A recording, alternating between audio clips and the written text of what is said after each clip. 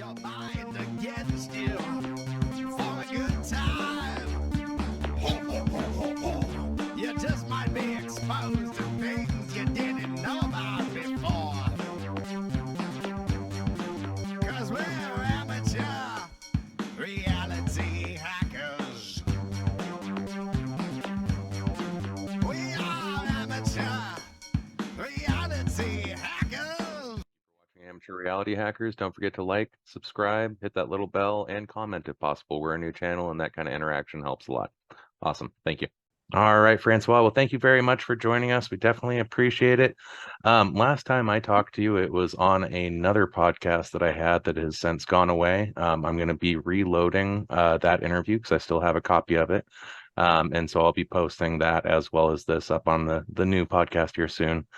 I remember the last time we spoke, you were working specifically with, I believe it was psilocybin and grieving, right? During the COVID epidemic. How did That's that all right. end up going? It was wonderful, actually. I mean, wonderful. It was a very useful project.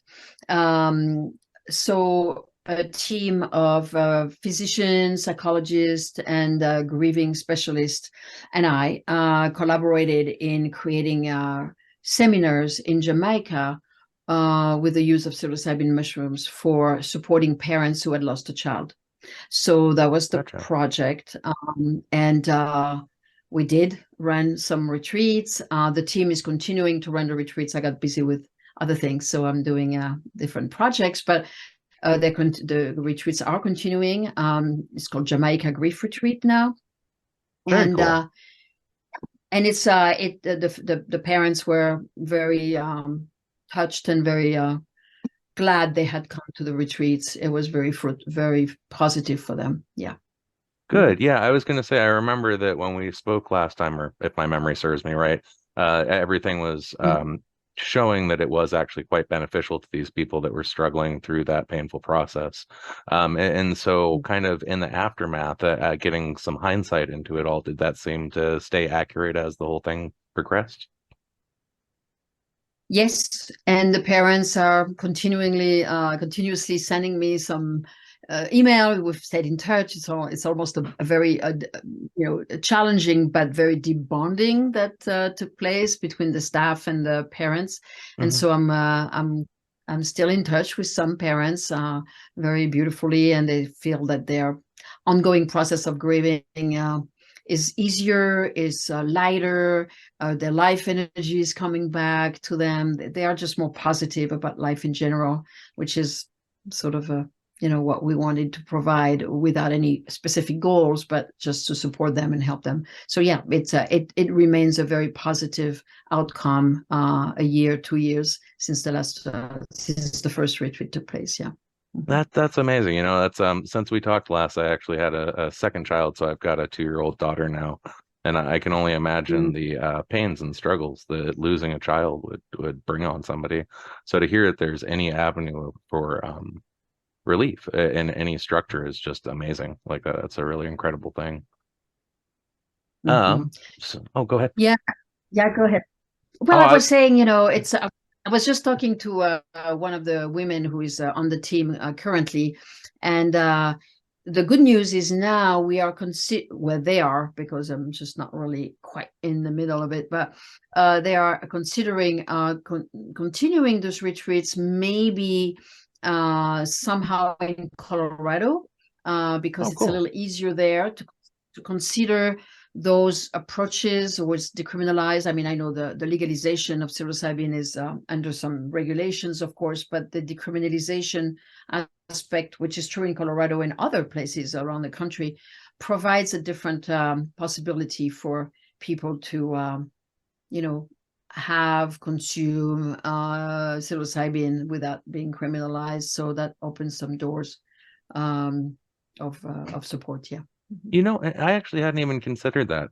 Do you find that those legal changes have opened the door for more research, or for any advances in research that might not have otherwise been available before that?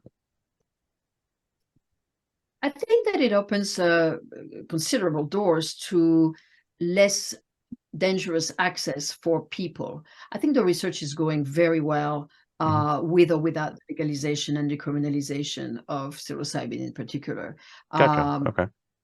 So it's a work in evolution, fast evolution on the research front, which is great. You know, many different research protocols and about alcoholism, depression, anxiety, OCD, autism. I mean, there's a lot of research that's being done right now using psilocybin or LSD, different medicine. So MDMA, of course, is for MAPS, but that's a different topic. yeah. I appreciate MAPS and everything they do. I was going to say, you touched on something that's kind of close to my heart there and mentioned autism. I actually got diagnosed with adult autism since the last time we spoke.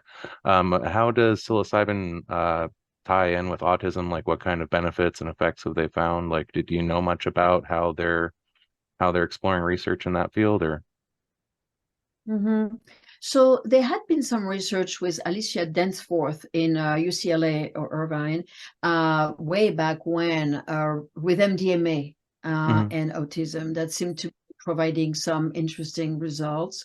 You know, psilocybin, and I'm not a researcher and I'm not a scientist, so I don't want to create a theory that scientists would roll their eyes about. But what we know about psilocybin is that it has the effect of adaptogens. Like herbs are adaptogens. They sort of some herbs and fungi are adaptogens. And psilocybin, in my observation as a guide, has provided that function of reestablishing a place that is of organic middle ground functioning, meaning, for example, I know it's a little different from autism, but just bear with me. For example, people who are depressed and people who are anxious, right? These are different aspects of states, right? Someone who is depressed is not necessarily anxious. Sometimes they are. And some people who are anxious are not necessarily depressed.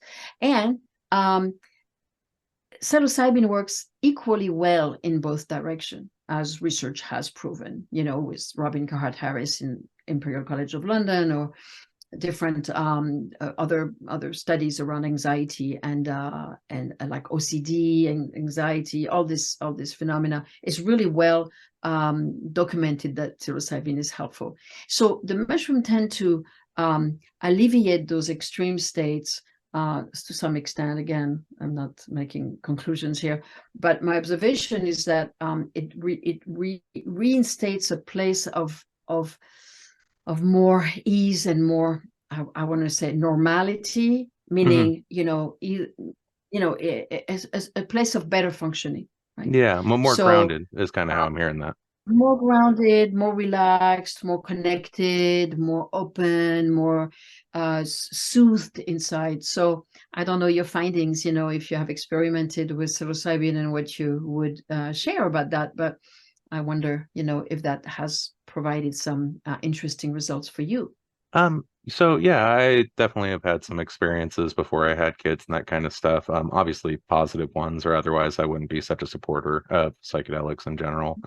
But I've noted that for me, I'm very, very, very heavily locked into set and setting.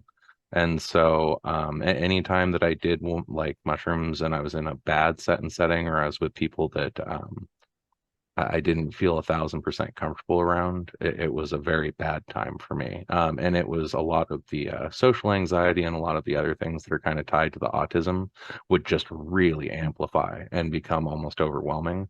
However, if I was in a good setting, or if I was around people that I was comfortable with, it was the extreme opposite in the other direction, where it was very grounding and it was very positive and it was very self-revealing and would help in a lot of like self-healing and self-analysis and that kind of stuff.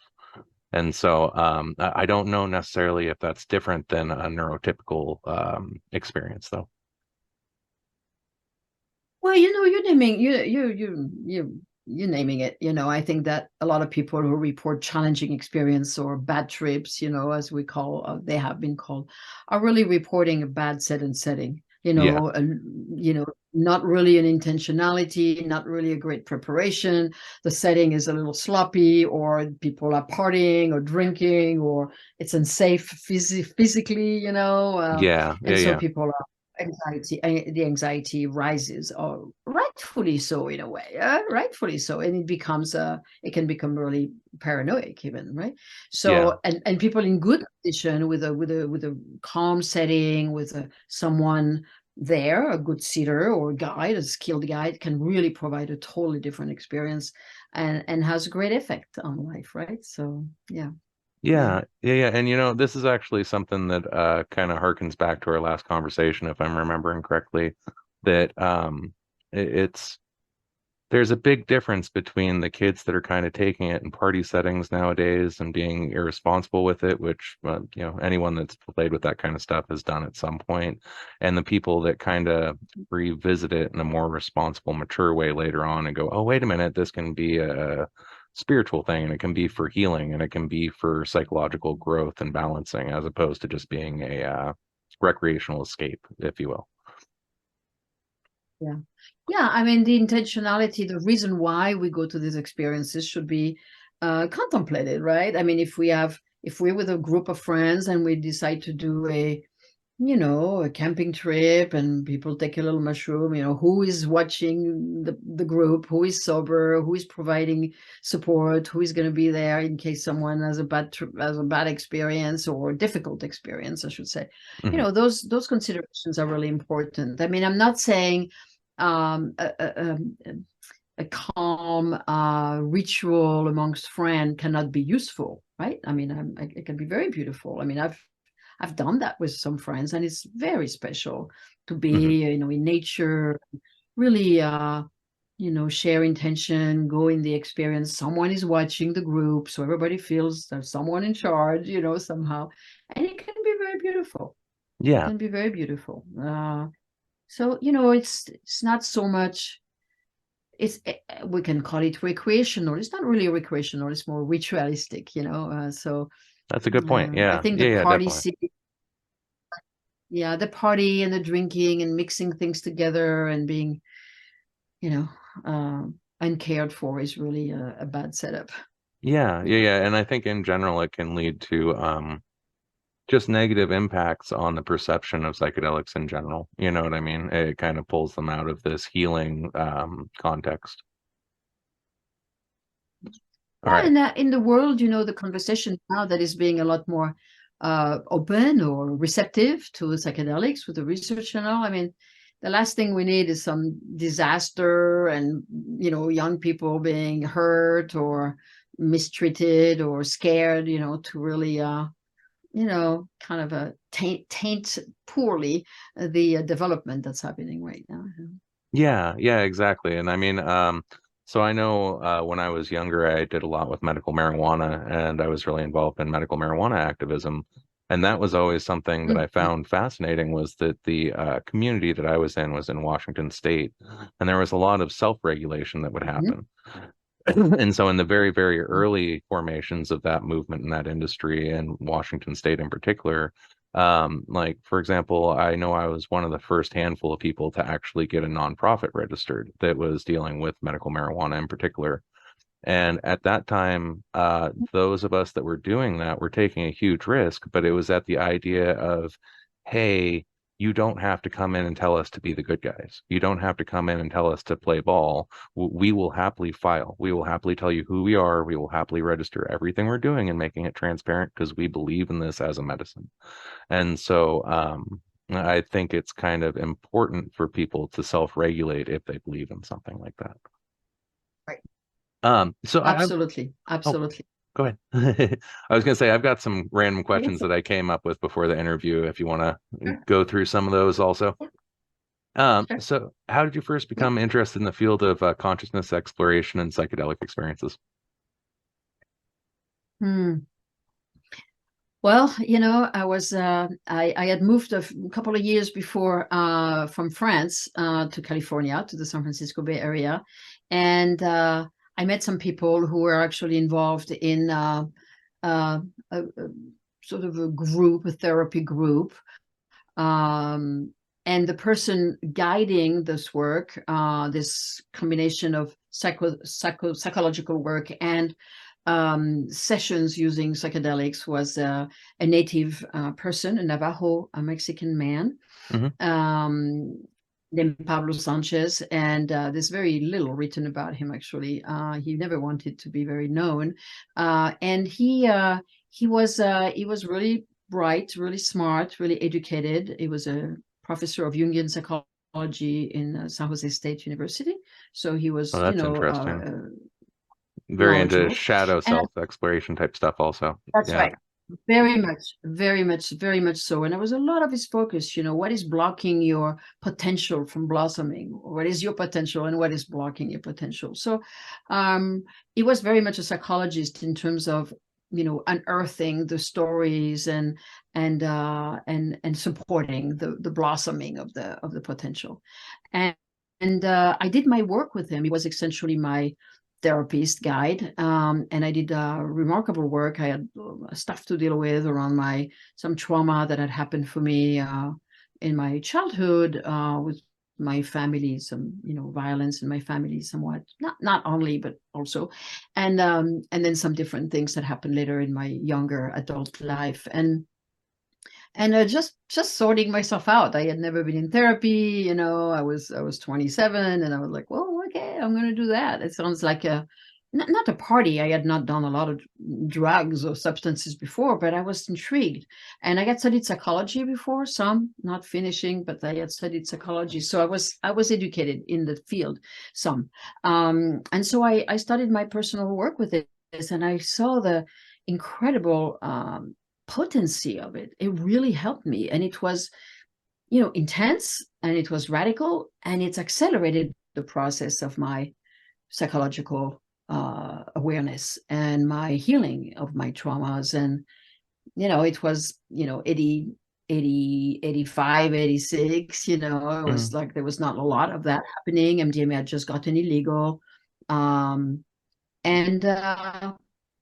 I really liked the result. I really liked the way it was conducted. I really liked the intelligence and the creativity with it, and the ritual. This man being a tribal man, he had rituals in the groups, before a journey. It was very, it was good, it was good work, well conducted and safe, And I decided to learn it in a way. The way the group, it was kind of a village mentality, where it was not like the typical psychotherapy. We were individually followed by him, but also we would come in groups and do journeys of ceremonies in groups. And then another time, different people were in the group, different people were staffing. So there was this kind of community that forged around supporting one another, which was kind of his goal, to create a multitude of position, in a way, right, in the work. And so I, as an assistant, and then later on as more of an organizer, I was kind of a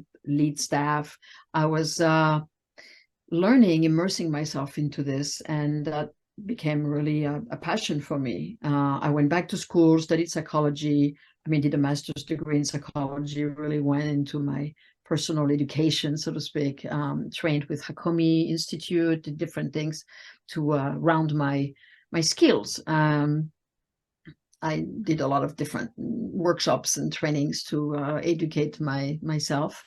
And then I started to do this work with Pablo originally, because, it was a little risky. I was a young mother. I had very young kids. And so I was not about to be so public at a time where it was the war on drugs was pretty high, early 90s.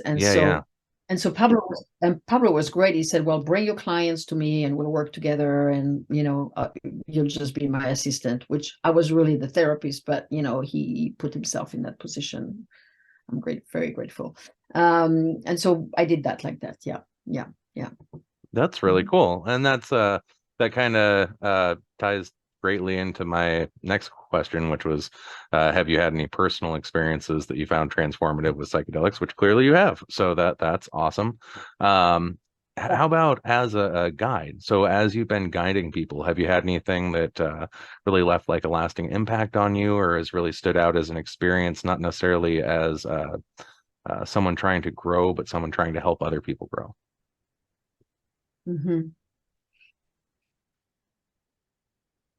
Yeah, every experience is so unique and it's so pretty radical, really.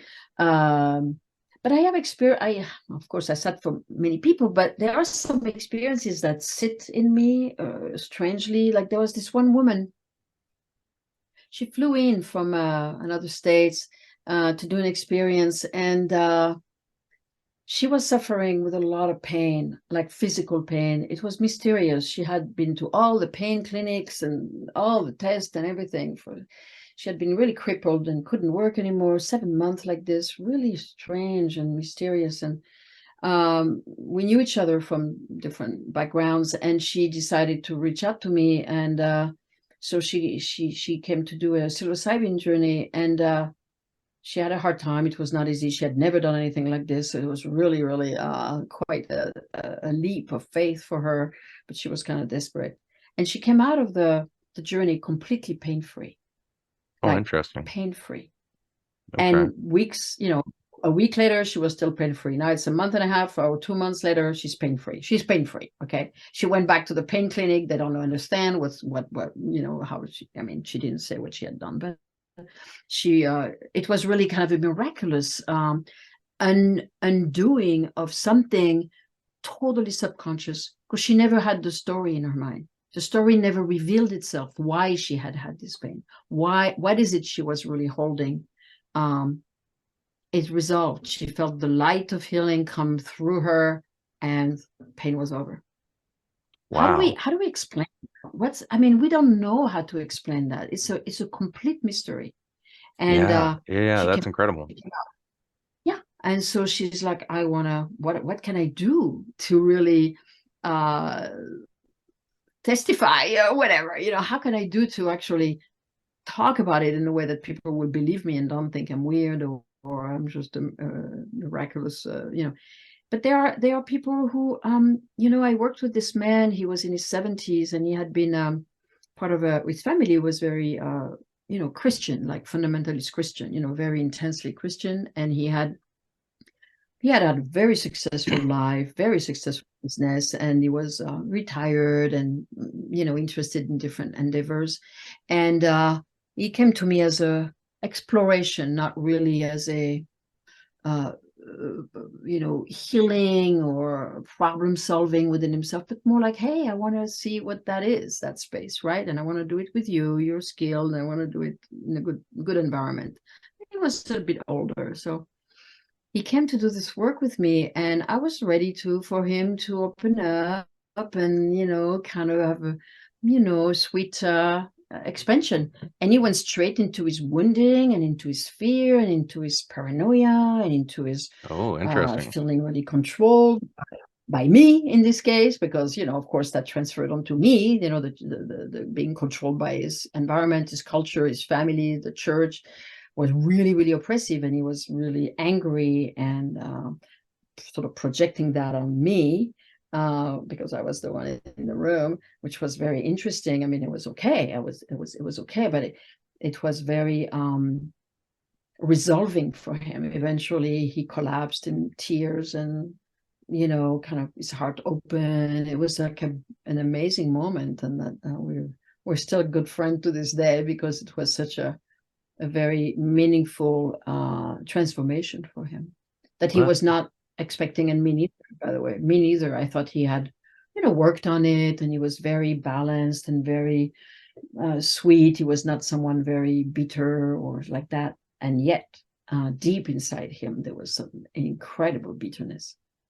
And that's amazing that kind of let that come to light and then let him work through it. I mean, and that's I think it kind of makes me wonder if the woman that had the pain go away might have been experiencing something similar. Like I know that with me and the autism thing, one thing that I deal with a lot is somaticization, which is like, even if I know that my brain is creating the physical problem that I'm dealing with, I just can't kick it. Like there is no way to go, oh no, you're imagining these stomach issues. Oh, you're in the middle of puking. It's hard to tell yourself that. And so even though those are seemingly very physical, I know that it's psychological and that it's tied to my mental health.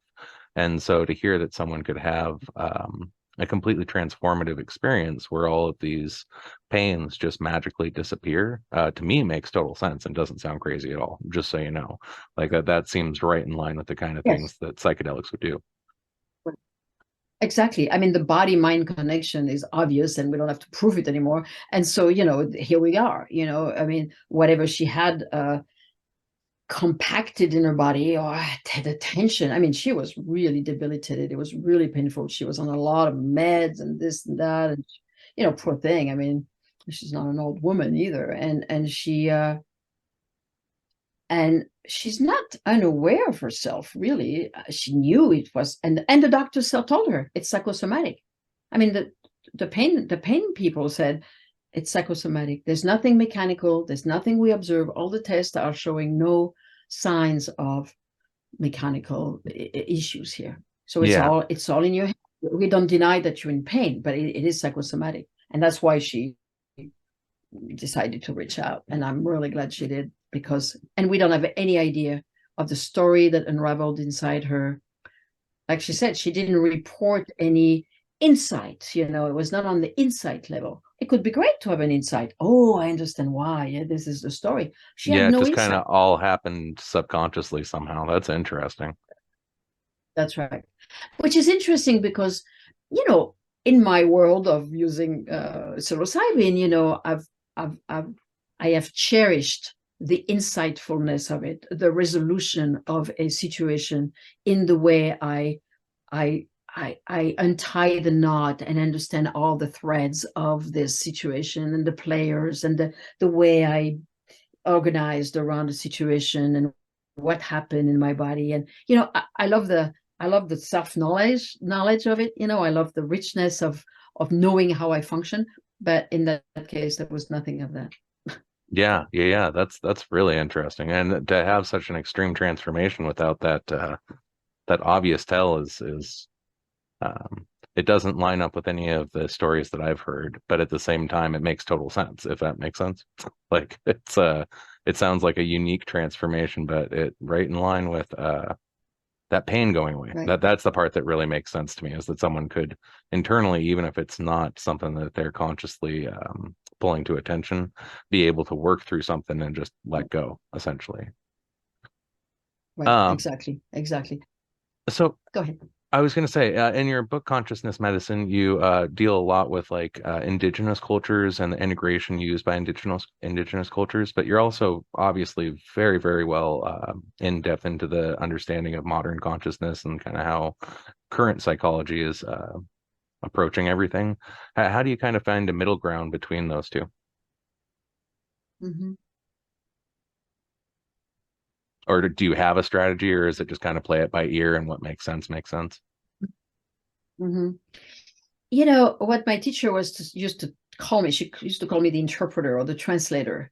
Mm-hmm. And which is kind of an interesting vocabulary, you know, because I don't know, I'm trying to see how to, my interest has been to bridge the indigenous world and the more industrialized understanding of psychology, right?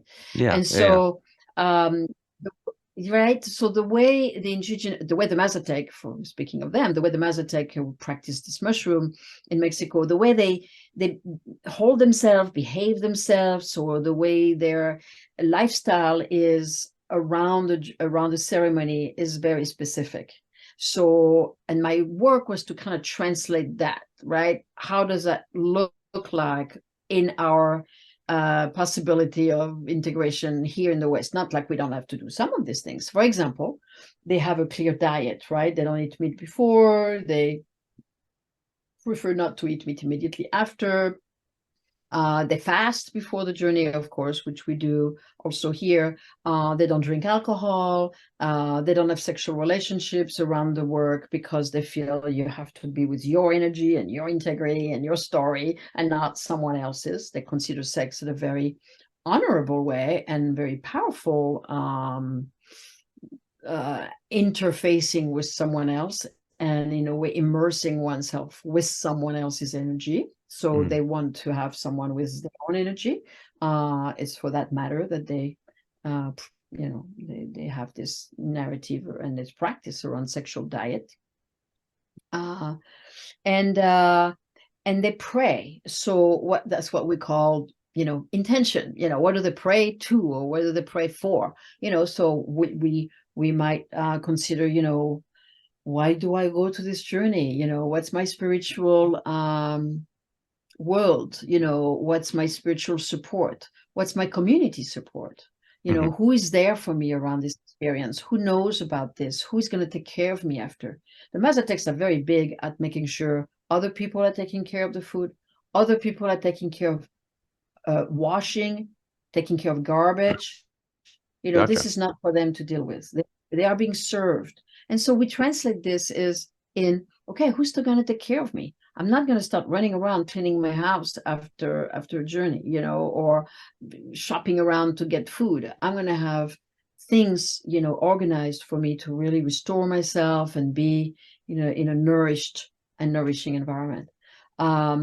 They also give offerings, right? So they give offerings before the journey and they give offering after the journeys.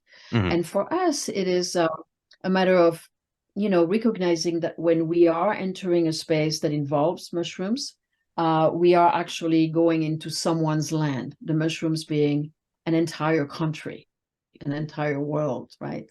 And so when you go to someone's house for dinner, you bring something. You don't go empty-handed, right? You bring some chocolate, some flowers, some jam you made. You bring, I don't know, a cake. You bring a bottle of wine, and so that's the same thing. We ought to bring something to the mushroom because we are invited into their territory. That's a really beautiful way of looking at it, right? And so we are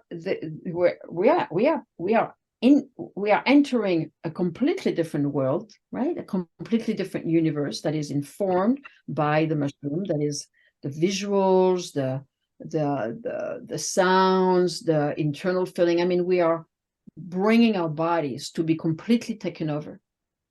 That's a pretty intense proposition here, right? We going into their world and we tell them, take us, take my body, take my heart, take my spirit, it's yours. I'm surrendering to your medicine, to your wisdom, to your world, to your magnitude, right? And so it's a great, how could I say, they give us a lot, right? They do a lot for us in those moments. And so we ought to be offering them something and then thanking them on the other side. Right? Yeah. So it makes sense, right? It's not far-fetched. So, I mean, maybe people don't talk about it that way, but I do. And so, so we bring flowers to the altar. We bring, we make offerings to around the house where the work is going to happen because the spirits of the land are present to support us. The Mazatec have a relationship with the world of spirits in a much deeper and assimilated from what we're doing here, which is not much about that. So when you go someplace, you have the spirit of the land that's right there, that place, and then you have the spirit of the mushroom. So you're relating to those elements, to those entities in a way. And they have offering. And then at the end of the journey, they also bring candles and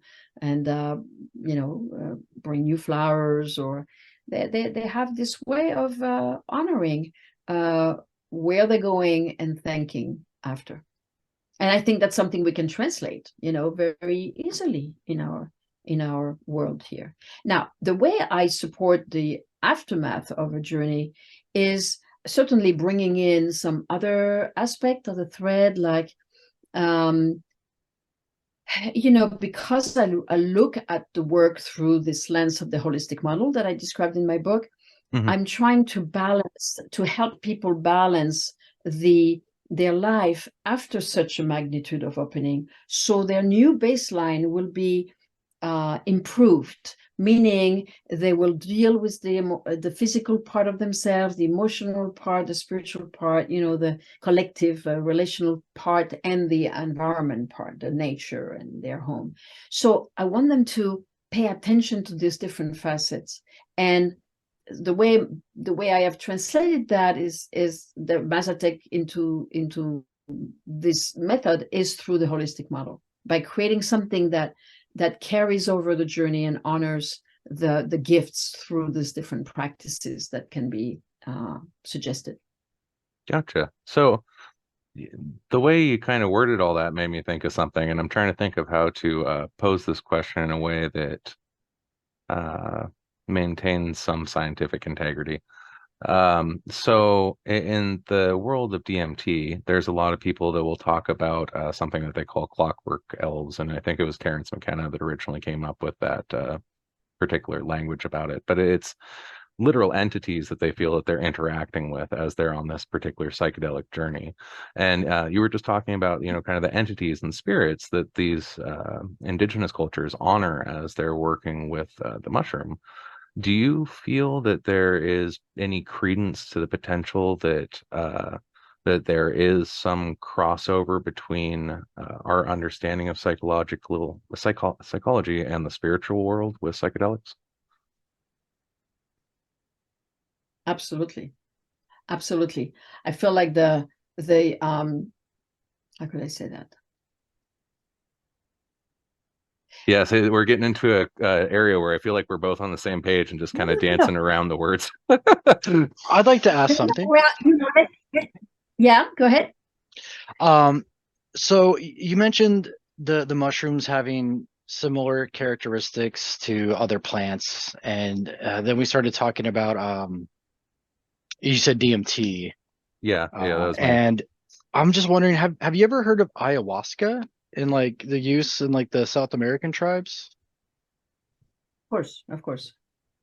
And so what I've heard about that is that I guess like you could call them the medicine men of like the South American tribes that really don't have too much contact with the outside. They take this ayahuasca and then they're going on their spirit journey, and they claim to see what I've been described to as like glowing snakes that kind of give them the information they need about what's in the forest so that they can make medicines and the like. Have you heard about that before? Yes, very much. Yeah. And that sounds similar to what Jeremy was saying about like seeing other types of entities like a clockwork elf or what have you. So here's what's interesting about ayahuasca, from my understanding, is that modern DMT is basically just like a really hyper version of that. And so ayahuasca is using DMT and then something that makes it metabolized. So that way you can have this extended experience with it instead of the more modern experience people have with DMT where they smoke it and it lasts 15 minutes. But it's essentially the same mechanisms working in the brain. Right. So I guess my ultimate question is like, now, do you think that these things are something that is being imagined, so to speak, or maybe we're altering perceptions and tapping into something that's actually not observable while we're in our regular state?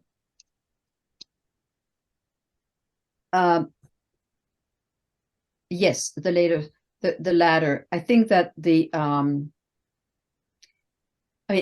have DMT in our brain. Mushroom have DMT. Ayahuasca has DMT. So basically, when we ingest those plants, we are reopening or enhancing a chemical mechanism that is already present in us. So basically, we are reconnecting or reigniting a territory of perception that is existing within us, but to not enough strength that we would function with our DMT brain. But when we ingest a plant like ayahuasca, or brew like ayahuasca, or a fungi like psilocybin, or DMT, jaguar or toad or whatever, we are catapulted into the world of DMT. Right. And so in each of these substances, because even though they contain DMT, they are different in the environment, they are different in the way they manifest themselves.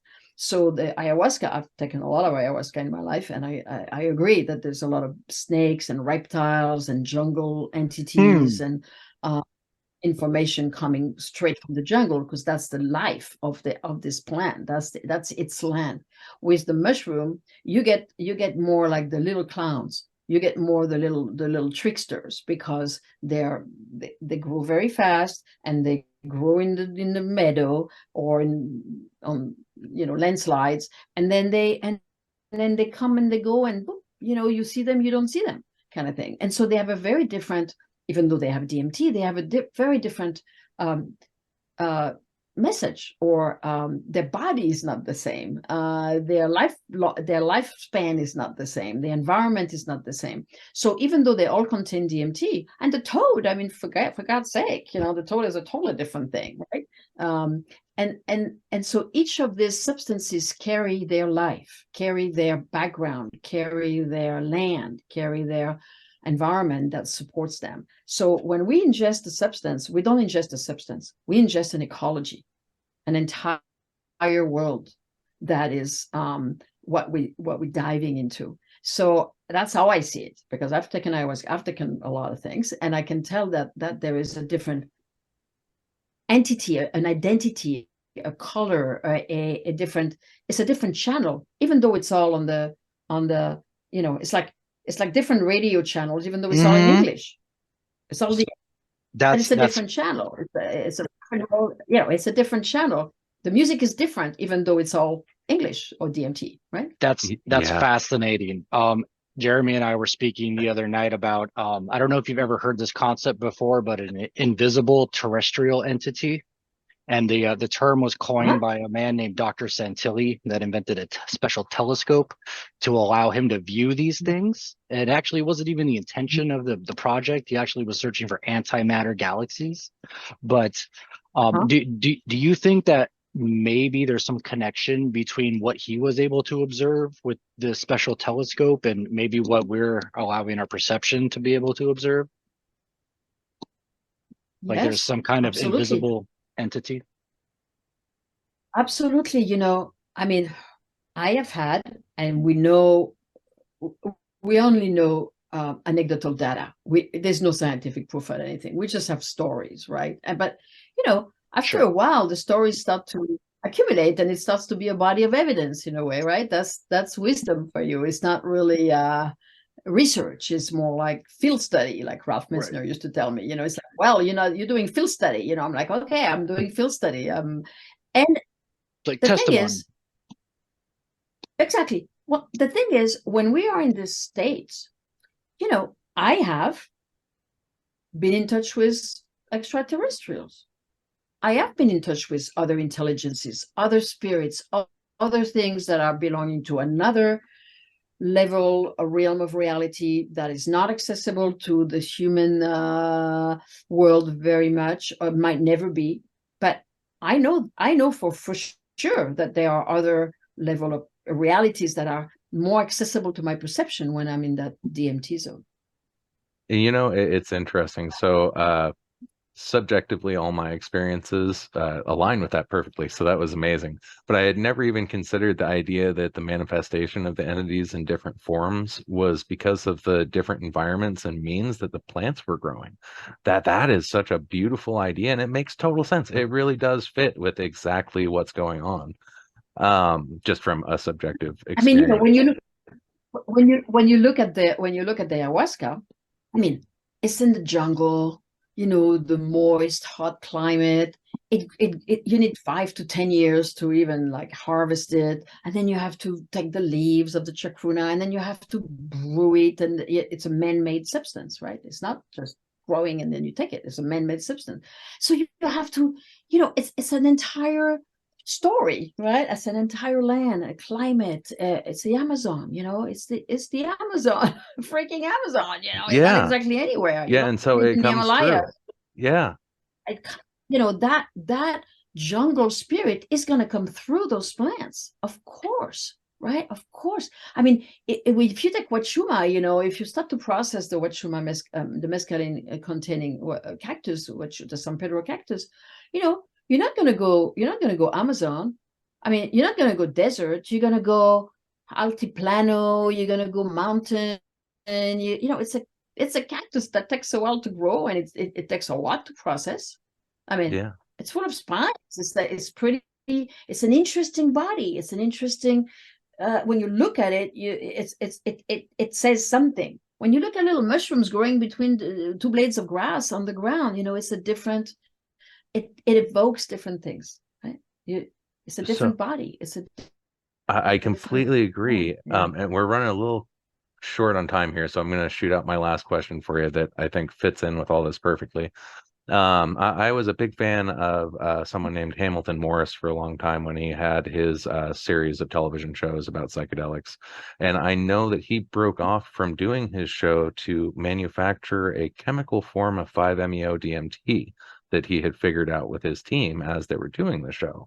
And he started to run into a lot of controversy where he's trying to show people that chemically, that the toad, psychedelic that they're using, the 5-MeO-DMT, is chemically the exact same as what his team is producing, but people are saying that the experience is wildly different.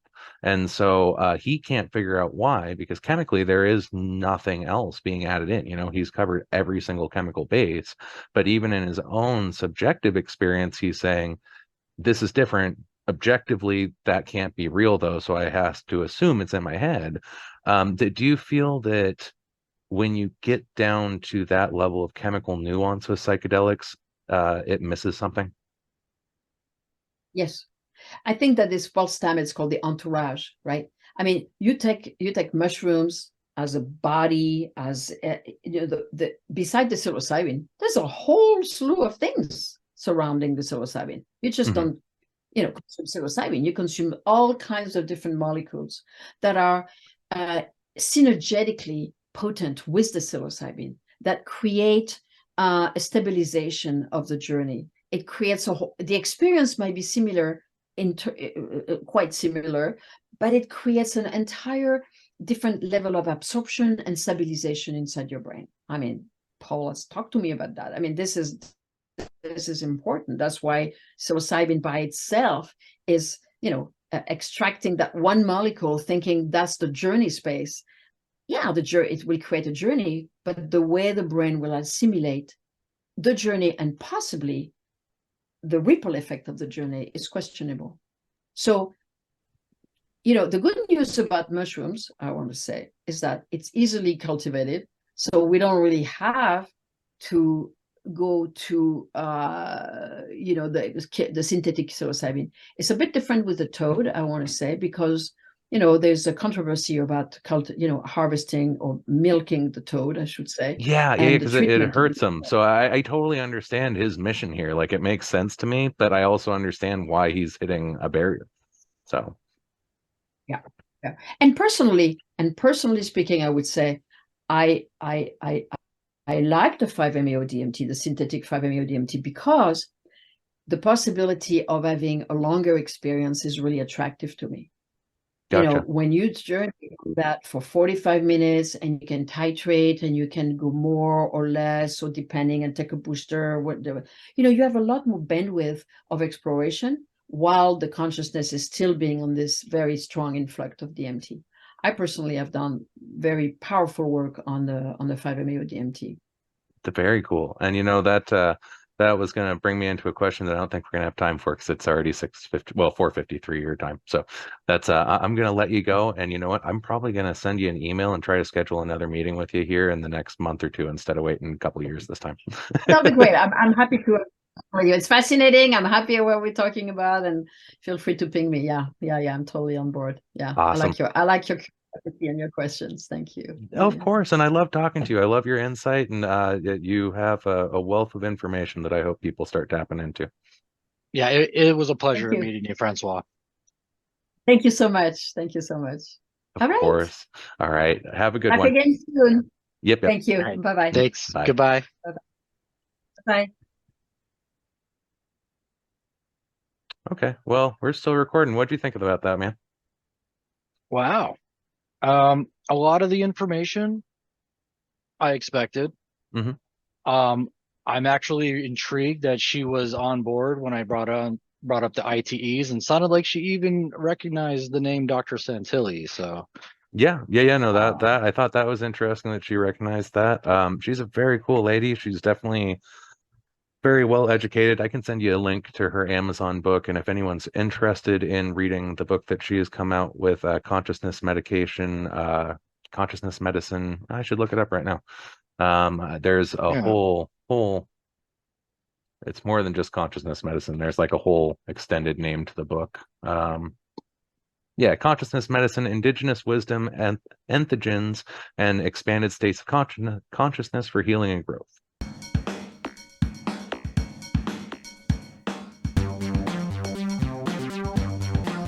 We are amateur reality hackers. We are amateur reality hackers using the jaws of